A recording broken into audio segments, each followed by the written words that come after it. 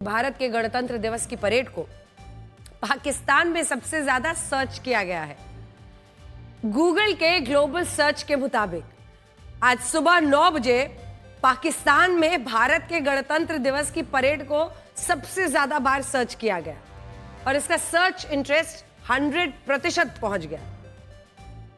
इसका एक कारण यह भी था कि इस परेड में उन हथियारों को दिखाया गया जिनका इस्तेमाल ऑपरेशन सिंदूर में हुआ था। सबसे पहले इसमें ऑपरेशन सिंदूर के वक्त इस्तेमाल किए गए इंटीग्रेटेड ऑपरेशनल कमांड सेंटर्स की झांकी निकाली गई, जो इसका संचालन की रीढ़ उस वक्त बना था। इसके बाद फ्लाईपास के दौरान 7 लड़ाकू विमानों ने ऑपरेशन सिंदूर की एक फॉर्मेशन भी बनाई और इस फॉर्मेशन के लिए 2 रफाल लड़ाकू विमानों को भी इसमें शामिल किया गया। यह फ्लाई पास्ट पाकिस्तान के उस झूठ का भी सबूत था जिसमें वो ऑपरेशन सिंदूर के वक्त भारत के लड़ाकू विमानों को मार गिराने की बात कहता है। इसी फ्लाई पास्ट में ध्रुव हेलीकॉप्टर्स की मदद से ऑपरेशन सिंदूर का झंडा आसमान में लहराया और राज्यों और मंत्रालयों की झांकी में जिस झांकी को इंटरनेट पर सबसे ज्यादा बार देखा गया वो झांकी ऑपरेशन सिंदूर की थी, जिसका मंत्र है विक्ट्री थ्रू जॉइंटनेस। देखिए,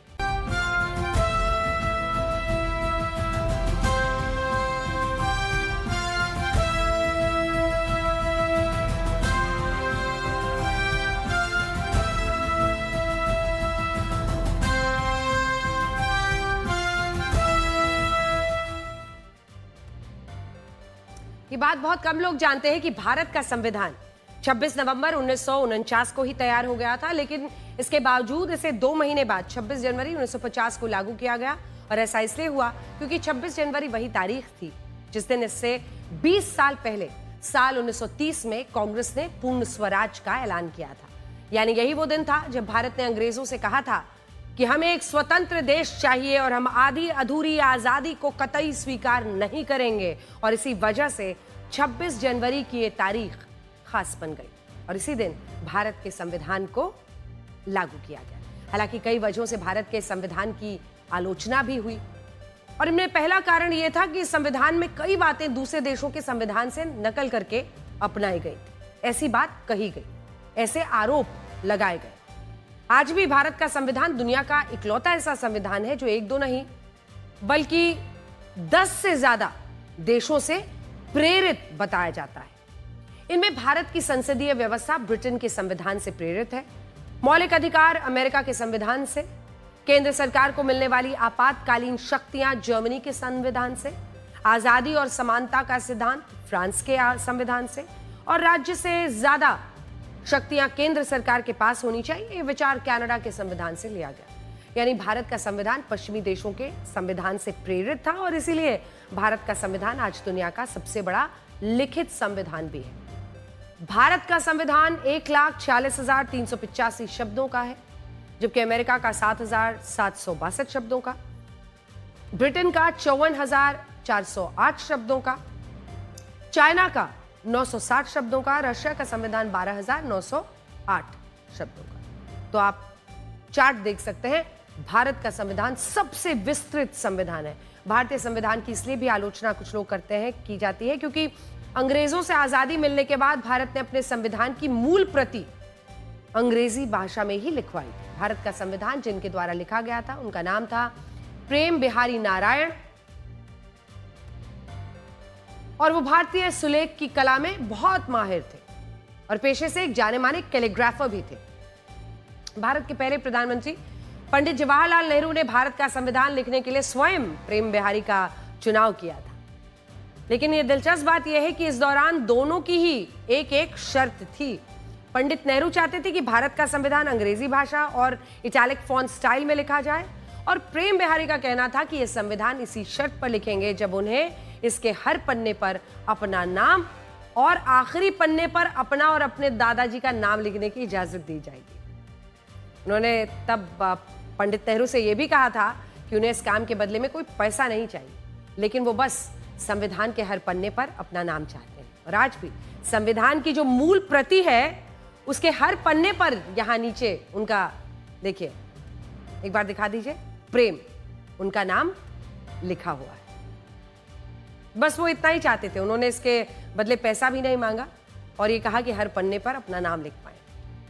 और कड़वा सच ये है कि डॉक्टर भीमराव अंबेडकर भारतीय संविधान के मुख्य वास्तुकार थे, लेकिन उन्होंने जिस संविधान की रचना की थी उस संविधान में कहीं भी भारत को धर्मनिरपेक्ष और समाजवादी देश के रूप में परिभाषित नहीं किया गया था। भारत के मूल संविधान में लिखा था कि भारत एक सॉवरेन डेमोक्रेटिक रिपब्लिक है, लेकिन साल 1976 में इंदिरा गांधी ने इसमें सोशलिस्ट और सेक्युलर शब्द जोड़ दिए और इस तरह हमारा संविधान एक sovereign socialist secular democratic Republic बन गया। यहां आपको यह भी देखना होगा कि डॉक्टर भीमराव अंबेडकर भारतीय संविधान के मुख्य वास्तुकार थे, लेकिन इसके बावजूद इस देश ने डॉक्टर अंबेडकर को वो सम्मान नहीं दिया जिसके वो हकदार थे। सिर्फ संविधान लागू होने के 1 साल बाद डॉक्टर भीमराव अंबेडकर को हिंदू कोड बिल पर मतभेद के कारण पंडित जवाहरलाल नेहरू की सरकार से इस्तीफा देना पड़ा था। और इसके बाद साल 1951-52 में जब पहली बार लोकसभा के चुनाव हुए थे, तब इसी देश के लोगों ने डॉक्टर अंबेडकर को बॉम्बे नॉर्थ सीट से चुनाव हरा दिया था। और इसके बाद साल 1954 के उपचुनावों में भी डॉक्टर अंबेडकर की हार हुई थी। सोचिए, आज जब कई पार्टियां डॉक्टर अंबेडकर का नाम लेकर चुनाव जीत जाती हैं, तब इसी देश में डॉक्टर अंबेडकर को लोगों ने चुनाव में खारिज कर दिया और खुद पंडित नेहरू ने डॉक्टर भीमराव अंबेडकर के खिलाफ चुनाव लड़ने वाले कांग्रेस नेता के पक्ष में रैलियां भी की थी। यहां एक और महत्वपूर्ण बात यह है कि आज बहुत सारे नेता भारत के लोकतंत्र को खतरे में बताते हैं, लेकिन एक सच्चाई यह भी है कि डॉक्टर भीमराव अंबेडकर लोकतंत्र को भारत के लिए अच्छा नहीं मानते। डॉक्टर अंबेडकर ने एक बार अपने एक इंटरव्यू में कहा था कि लोकतंत्र सिर्फ अमेरिका जैसे देशों में सफल हो सकता है जहां हर व्यक्ति के पास पैसा है, लेकिन भारत जैसे देश में जहां लोगों के पास बुनियादी सुविधाएं नहीं है, वहां लोकतंत्र कामयाब नहीं हो सकता। और डॉक्टर अंबेडकर ये भी कहते थे कि लोगों के वोट से सरकारें बनाई और गिराई तो जा सकती हैं और एक तरह की राजनीतिक व्यवस्था तो खड़ा किया जा सकता है, लेकिन इससे भारत के लोगों की तस्वीर नहीं बदली। इसके अलावा डॉक्टर भीमराव अंबेडकर ये भी कहते थे कि कोई भी संविधान कितना ही अच्छा क्यों ना हो, अगर उसे ढंग से लागू नहीं किया जाएगा तो वो संविधान कभी उपयोगी साबित नहीं होगा और लोगों को भी अपनी जिम्मेदारी समझनी होगी। शुरुआत में हमने आपसे कहा था कि भारतीय संविधान की प्रस्तावना में लिखा है हम भारत के लोग, लेकिन क्या आप जानते हैं कि हम भारत के लोग जिस गणतंत्र का निर्माण करते हैं उसमें भी कई खामियां हैं और उसका एक कारण हम भारत के ही लोग हैं जो नियम कानून अपनी जिम्मेदारी को नहीं समझते हैं। तो आज एक ऐसा दिन भी होता है जब हम सबको ये सोचना चाहिए कि हम अपने देश के लिए क्या कर सकते हैं। जैसे भारत दुनिया का सबसे बड़ा लोकतांत्रिक देश है, लेकिन इसी देश में हर तीसरा व्यक्ति चुनाव में अपने मताधिकार का इस्तेमाल नहीं करता। साल 2024 के लोकसभा चुनाव में 97 करोड़ 79 लाख वोटर्स में से 33 करोड़ 15 लाख मतदाता ऐसे थे जिन्होंने अपना वोट ही नहीं डाला, और यह आंकड़ा अमेरिका की कुल आबादी जितना है। हमारे देश के लोग भारत को महान बनते हुए तो देखना चाहते हैं, लेकिन वो ये नहीं बताते कि हर दूसरा भारतीय कम से कम एक दिन में सार्वजनिक स्थानों पर गंदगी जरूर फैलाता है। आज पहली बार ऐसा हुआ जब यूरोपियन यूनियन की अध्यक्ष उर्सुला वॉन डर लेयन और यूरोपियन काउंसिल के अध्यक्ष एंटोनियो कोस्टा भारत के गणतंत्र दिवस समारोह में मुख्य अतिथि के रूप में शामिल हुए और इस दौरान प्रधानमंत्री मोदी और यूरोपियन यूनियन के अध्यक्ष उर्सुला वॉन डर लेयन के बीच एक ऐसा कूटनीतिक रिश्ता दिखा जिसमें दोनों नेता काफी सहज नजर आ रहे थे। और गणतंत्र दिवस की परेड के दौरान उर्सुला वॉन लगातार प्रधानमंत्री मोदी से बात कर रही थी। प्रधानमंत्री परेड के बारे में जानकारी दे रहे थे और ये भी तब हो रहा था जब राष्ट्रपति ट्रंप यूरोपियन यूनियन को ग्रीनलैंड के लिए लगातार धमकी दे रहे हैं। भारत पर भी रशिया के कच्चा तेल खरीदने के लिए 50% टैरिफ लगाया हुआ है, लेकिन अब यही भारत और यूरोपियन यूनियन कल यानी 27 जनवरी को एक फ्री ट्रेड एग्रीमेंट पर हस्ताक्षर करने वाले हैं और यूरोपियन काउंसिल के अध्यक्ष ने इसे mother of all trade deals कहा है। इसमें आपके लिए क्या क्या फायदे आपको सुनाएंगे, लेकिन उससे पहले ये ऐलान सुनिए। यूजीसी ने हमारे देश के उच्च शिक्षण संस्थानों में समानता का नया विचार लागू किया है। यूजीसी यानी यूनिवर्सिटी ग्रांट्स कमीशन का मानना है कि विश्वविद्यालयों में समानता तभी आएगी जब छात्रों को यह पता होगा कि कौन सा वर्ग शोषित है यानी भेदभाव का शिकार है, कौन सा वर्ग शोषक है यानी भेदभाव करता है। यूजीसी के नए नियम ये बताते हैं कि उसमें मान लिया है कि एक खास वर्ग के छात्र हमेशा शोषण का शिकार होते हैं, उनका शोषण करने वाले भी हमेशा एक खास वर्ग के ही छात्र होते हैं। ये आरोप आज तमाम जो सामान्य वर्ग के छात्र हैं वो यूजीसी के इस नए फॉर्मूले पर सीधा लगा रहे हैं। अब देखिए, क्या ये दो वर्ग क्रिएट करना, 13 जनवरी को यूजीसी ने उच्च शिक्षण संस्थानों के लिए promotion of equity in higher education institutions regulation 2026 notification लेकर आए। इसका मकसद है उच्च शिक्षण संस्थानों में एससी, एसटी, ओबीसी, ईडब्ल्यूएस और दिव्यांग छात्रों, कर्मचारियों और शिक्षकों से होने वाले भेदभाव को खत्म करना। इसके तहत हर विश्वविद्यालय और कॉलेज में 9 सदस्यों वाली एक समानता समिति बनाई जाएगी। इस समिति में उस संस्थान का प्रमुख, 3 प्रोफेसर, 1 कर्मचारी, 2 सामान्य नागरिक, 2 विशेष रूप से आमंत्रित छात्र, 1 कोऑर्डिनेटर शामिल हो। पेच यह है कि इस समिति में 5 सीटें अनिवार्य रूप से एससी, एसटी, ओबीसी, दिव्यांगजन, महिलाओं के लिए आरक्षित है। समिति में सामान्य वर्ग के प्रतिनिधित्व की बात ही नहीं की गई है। यानी जिस समिति को एससी, एसटी, ओबीसी, दिव्यांगजन और ईडब्ल्यूएस वर्ग की भेदभाव वाली शिकायतों को निपटाने के लिए बनाया गया है, उसमें उस सामान्य वर्ग का प्रतिनिधित्व ही नहीं है जिसके खिलाफ शिकायतों की आशंका सबसे ज्यादा है। अब यह समिति एससी, एसटी, ओबीसी, दिव्यांगजन, ईडब्ल्यूएस छात्र, महिलाओं से भेदभाव की संबंधी शिकायतों का निपटारा करेगी और माना जा रहा है कि ये शिकायतें मुख्य रूप से सामान्य वर्ग के छात्रों के खिलाफ हो सकती है। यूजीसी का मानना है कि नए नियम से देश के जो उच्च शिक्षण संस्थान हैं उनमें समानता की भावना आएगी। लेकिन इस नियम का विरोध करने वालों का कहना है कि यह नियम सामान्य वर्ग के छात्रों के प्रति गलत भावनाओं से बनाया गया है। सामान्य वर्ग के छात्रों और शिक्षकों को डर है कि उन्हें झूठे मामलों में फंसाया जाएगा। सामान्य वर्ग के छात्रों की शिकायत है कि नए नियम ये मानकर बनाए गए कि सामान्य वर्ग के छात्रों के साथ भेदभाव नहीं होता, वो केवल भेदभाव करते हैं। उनका डर यह भी है कि समिति में सामान्य वर्ग का प्रतिनिधित्व ना होने की वजह से समिति की कार्रवाई एक तरफा हो सकती है। नए नियमों में झूठी शिकायतों पर जुर्माना या निलंबन का प्रावधान ही नहीं है। डर है कि इससे सामान्य वर्ग के छात्रों के खिलाफ झूठी शिकायतों की बाढ़ आ सकती है और झूठी शिकायत करने वालों पर कोई कार्रवाई नहीं होगी। लेकिन जिसके खिलाफ कार्रवाई होती है उस छात्र के लिए आने वाला समय बहुत मुश्किल हो सकता है।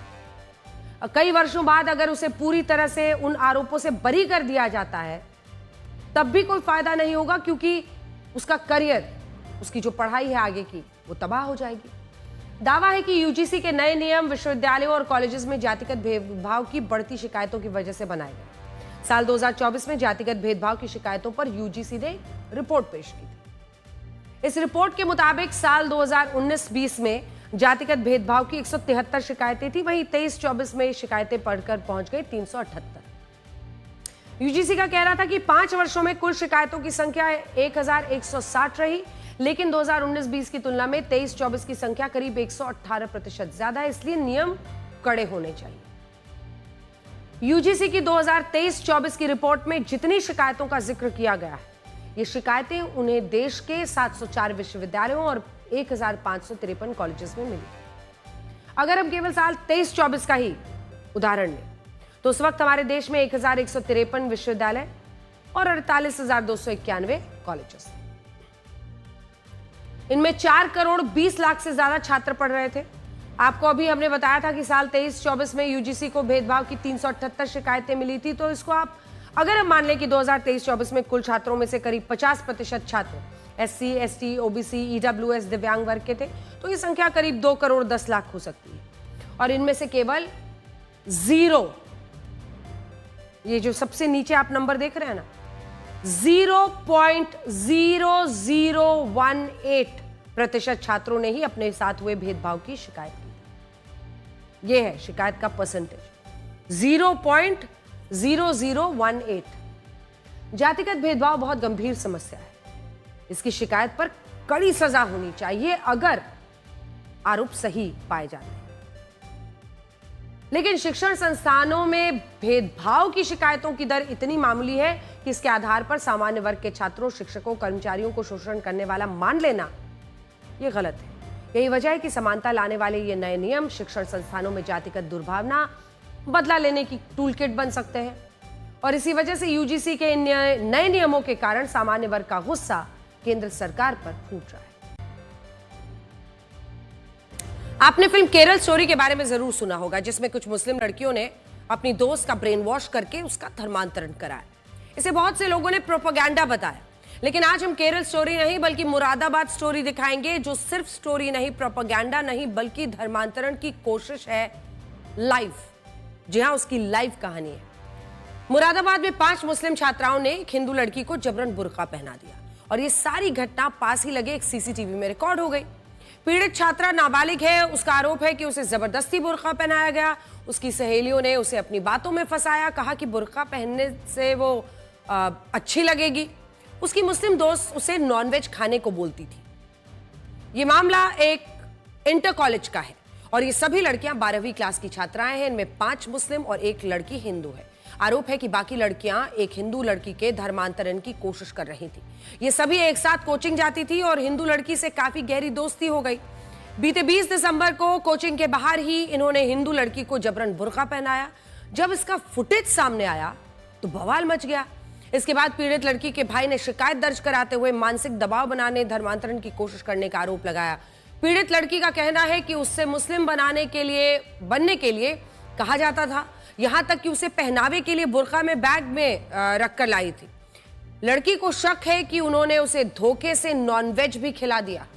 हम वहाँ पे कोचिंग पढ़ने जाते हैं। हमारी उस दिन कोचिंग की छुट्टी थी तो वो पीछे वाली गली में मुझे जबरन बुर्का पहना रही थी। वो मुझसे धर्मांतर करने के लिए कहती थी और उस दिन हमारी कोचिंग की छुट्टी थी तो ये हम लोग खाना खाने गए थे तो कहती थी कि तू हमसे अलग लगती है और तू भी मुस्लिम बन जा और बुर्का पहन ले, बहुत अच्छी लगेगी। वो कहती थी हमारा धर्म अच्छा है, हमारे धर्म में आ जाओ।